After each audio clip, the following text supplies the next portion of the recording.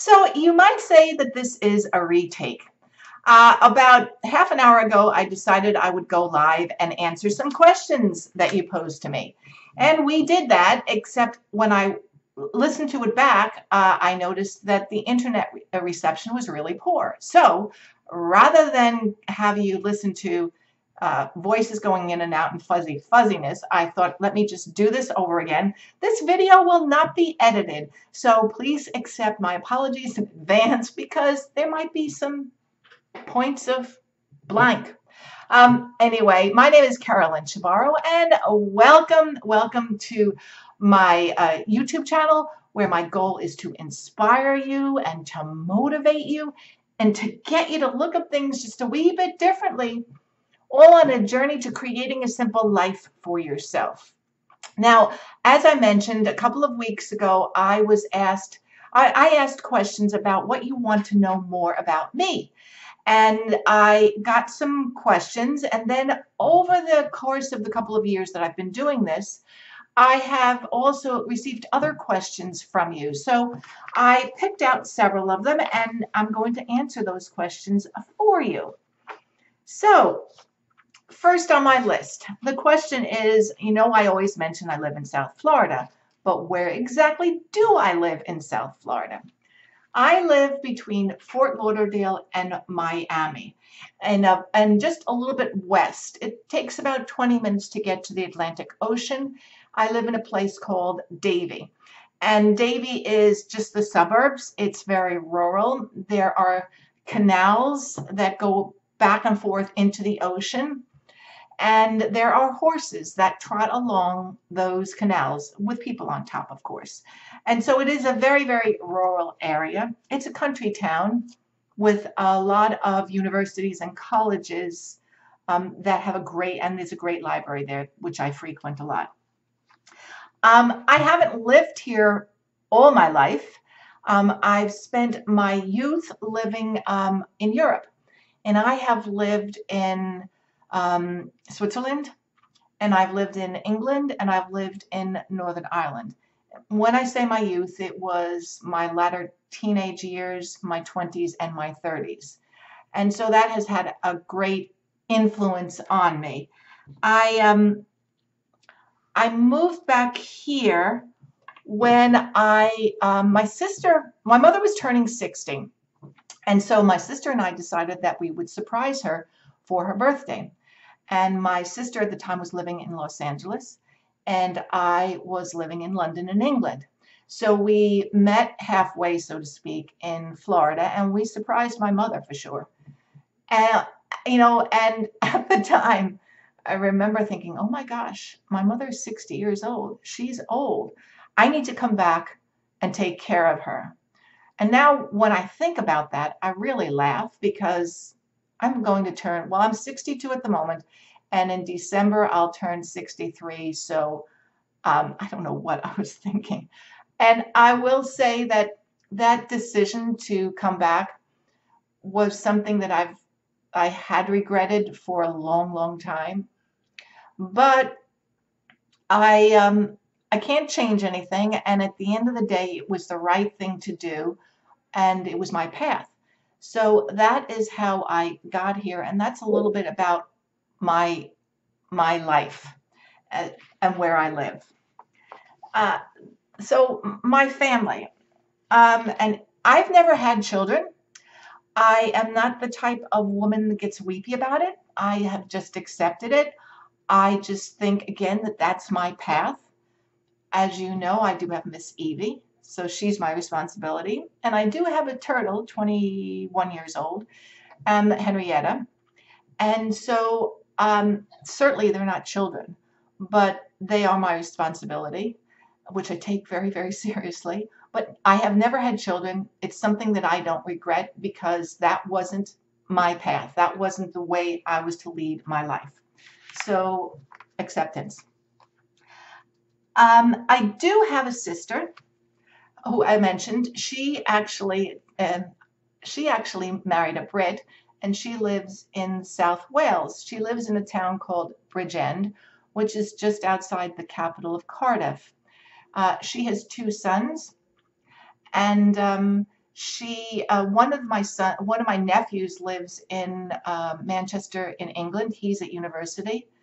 And the other one is in Aberystwyth in Wales. He's studying for his master's degree. Figure out how to spell Aberystwyth or even say it. That's Welsh. So I have those two. Actually, if you join me in the club, and I'll leave you information about that, the membership site, I'm going to interview my sister because she has had a really extraordinary life, and we all could learn a lot from her. So that's my family. I do have a very dear friend. I mentioned him on a previous video, Fred Flintstone. And I've known Fred since I am 17.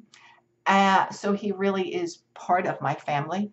Fred comes for 3 months in the wintertime here because Fred actually lives in Northern Ireland. So, and the weather here is much better in the wintertime than in Northern Ireland in the wintertime. Been there, done that, so I get that. And that is about my family. Now, the next question is, Carolyn, you seem to exercise a lot. Why do I exercise? And what I have found out, what I have seen for sure, is that lack of exercise causes so many problems in your life, both physically and mentally. So I have seen it in-house, so to speak, but I've also seen it around me. And the excuse could be, well, you know, it's so hot here, I can't exercise. And that to me is codwobble. I really truly believe that exercising and keeping what I was given active is very, very important. It's my responsibility. And so I exercise, and as you know, I swim. I swim a lot. I just find that when I swim, I answer a lot of questions I get answers to a lot of questions, and physically it makes me feel better. So why not? That's the reason why I exercise so much. I did try and run, and I was running up to 7 or 8 miles, but I don't really like it, and it put a strain on my knees. So no, I don't. Swimming is what I do, and I do cycle a little bit as well. A big question, one of the questions I asked on a poll was, would you like to know why I became a vegan? So sit back, take a sip of water, and I will tell you the story about my eating habits, for what it's worth. As I said, I lived in Northern Ireland for many years, and I recall one time coming home, and I would travel the whole of Northern Ireland. And I was there actually during the 1980s. So that was the latter part of the Troubles. It was still there, but it wasn't as bad as it was in the 70s. And if you'd like to know more about that, let me know in the comment box below. But anyway, I was traveling home from one side of the province to the other side where I lived. And I remember being in my little Mini and behind this truck that clearly had cows in it because I could see them. And then all of a sudden, the windscreen got all yellow because they were urinating. And I remember having to put the windscreen wipers on to clear it off so I could see. And I remember thinking to myself, oh, those are cows and they're alive. And so that really stuck in my mind. And I can still see it and I can still smell it, so to speak. And then years later, maybe not years, but months later, I remember reading in a magazine that a survey that was taken, and it stated that Northern Europeans have a higher rate of multiple sclerosis than Southern Europeans, and they thought at the time that was because they ate red meat.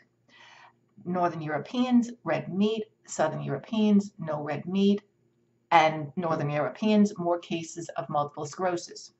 Well, this really struck a chord with me because my father, at the time, well, he had multiple sclerosis. So I thought, well, there's a good enough reason not to eat any more red meat. And I just cut out meat at that time completely. And I suspect that was probably in the mid-80s. So I haven't eaten meat since the 1980s, maybe 84, 85, something like that. So it's been a long time. Fast forward to my caregiving role, and as I said, I was a caregiver, and this person got quite ill. And I remember thinking, well, how I did the cooking, how did this happen? How did this happen? What did I do wrong? Which is totally wrong. I get that. And so in order also to give this person the ability to mentally deal with what was happening, I took that person to a holistic doctor, and she practiced acupuncture on her. And that was for about a month we did that. We went back and forth for about a month.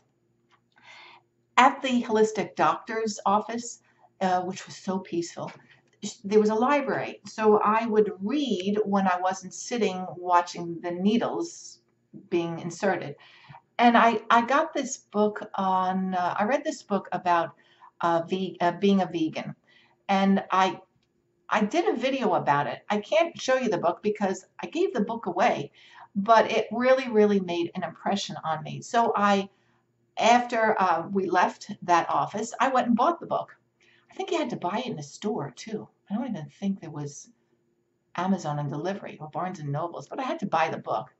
And that summer, I spent many months in the hospital, day and night, in a chair while the person I was caring for was in a hospital bed.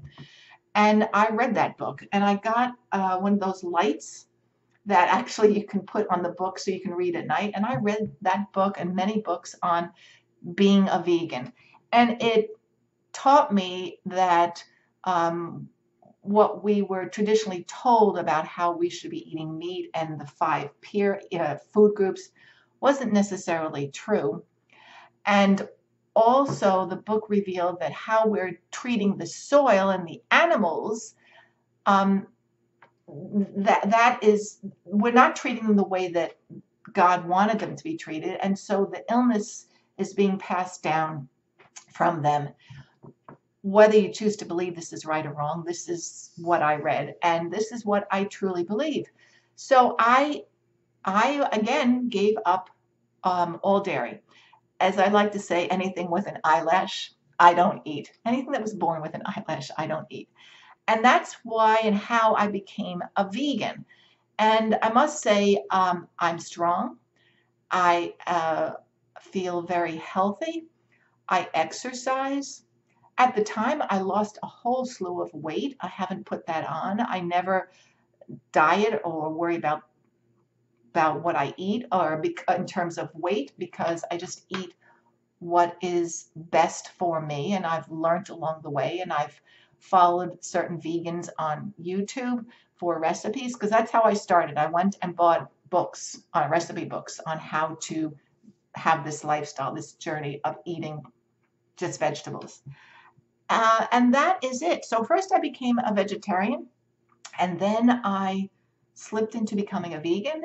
And that is why I became a vegan. A whole slew of a lot of instances, but that's why I became a vegan. And the next thing is why I lead a simple life. Well, I suppose it's got to do with the eating. It's certainly got to do with the exercising. And I've also found over the years that when I have less stuff around me that I don't like, I feel all clogged up, so to speak. And so what I do is I surround myself with things that I love. And if you look in the back up here, I still clear out, and what I like changes. And so it's an ongoing thing of living this way. It's not minimalism. It's not having one pen and one tube of hand cream. It's not that way at all. It's completely different in that I choose to surround myself with things that I love. I choose to think of the way we lived and the way we were brought up years ago. And so that is really why I lead a simple life. I take the stuff that's not good for me in my head and I eliminate it physically and mentally. That is why I have chosen to lead a simple life. And with that in mind, it also affects my dress. Now, I know several people have asked me, well, why, what has influenced you? Why are you dressing this way? And I haven't forgotten. I will do an update on that as to why I lead a simple life and why I wear a uniform. That's in the works. I also wanted to mention that I have created an online community for women our age who want to lead this way, who've got the same mindset or would like to lead this way. And I am delighted that it is open. If you would like to know more, I'm going to put the link below. The registration is opened. And it is opened until Thursday, November 4th at midnight Eastern Standard Time, at which point it will close. And then I will not open membership until sometime next year. I hope that you will join me because it's going to be full of information that will help you on your journey to leading a simple life. And my goal here is to help you on your journey. If I can impart what I have learned and it will help you, well, then it was all worth my journey. That is it. That is wrap. That is take 2. And I wish everyone a good day. And stay well. Have a very good week. And until my next video, until we meet again, toodles.